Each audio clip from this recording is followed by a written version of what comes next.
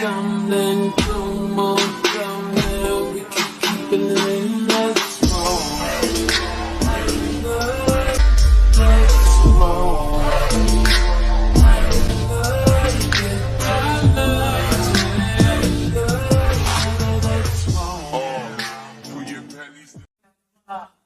Shalom, kami dari kelas 6T Cerdas 2 akan menjelaskan materi mengenai machine learning. Yang kami bahas yaitu data berupa teks dan penerapan di bidang pendidikan.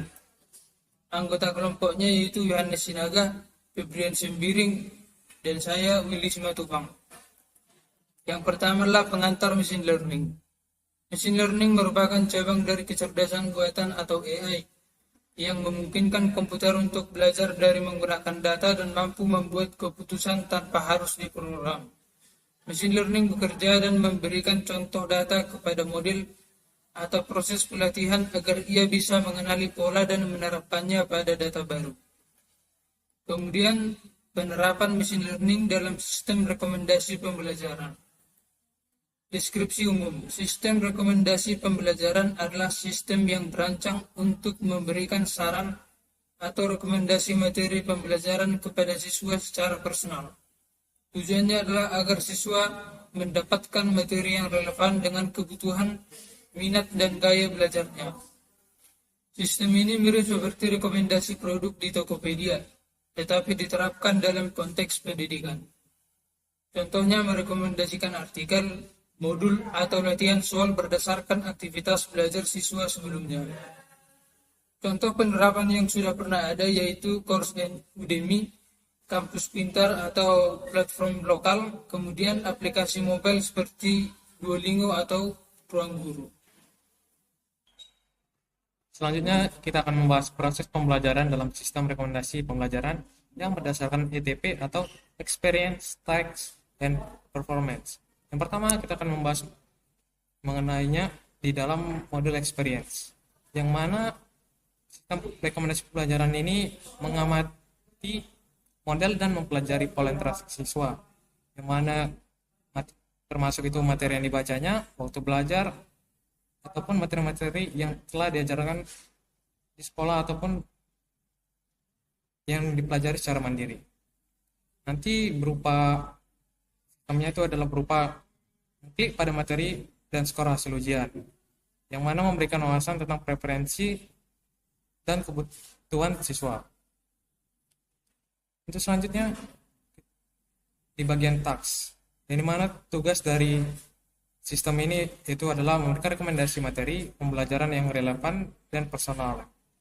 Di mana jika seorang siswa atau mahasiswa kesulitan dalam materi yang diinginkannya, maka sistem akan otomatis mencari atau menyarankan penjelasan sederhana, latihan soal, ataupun topik, artikel, ataupun pembelajaran yang telah ada sebelum untuk memudahkan siswa dalam memahami tentang topik yang ia kesulitan dalam pelajari.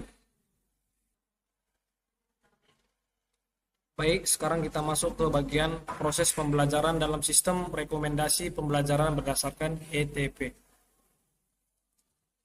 Kinerja sistem diukur dengan yang pertama ada click-through rate, yang artinya adalah rasio yang menunjukkan seberapa sering orang melihat sebuah iklan ataupun konten. Nah, di sini kita bisa lihat, maksudnya siswa dapat mengklik materi yang direkomendasikan seberapa banyak. Lalu yang kedua ada engagement rate, yang artinya adalah persentase interaksi yang dilakukan oleh audiens terhadap suatu konten. Nah, di sini dalam bidang pendidikan, contohnya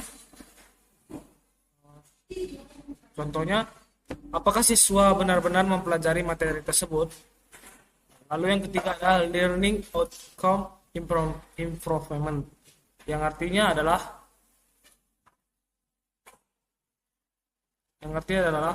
peningkatan hasil belajar yang dalam pemahaman, kemampuan atau keterampilan siswa. Dalam di sini bisa dibuat contoh, apakah nilai atau pemahaman siswa meningkat setelah menggunakan metode materi rekomendasi. Yang terakhir kita masuk ke bagian kesimpulan. Kesimpulannya, sistem rekomendasi pembelajaran dengan machine learning membantu siswa menemukan materi yang paling relevan dan mempercepat proses belajar dan meningkatkan efektivitas pembelajaran. Dengan memanfaatkan pengalaman siswa dalam belajar, dapat menyelesaikan tugas rekomendasi materi yang tepat dan diukur dari performanya dalam meningkatkan keterlibatan dan hasil belajar siswa. Sistem ini menjadi komponen penting dalam pembelajaran digital modern. Sekian dan terima kasih. Hanya ini yang bisa kami sampaikan dalam materi kami hari ini. Mohon maaf bila ada kesalahan. Terima kasih.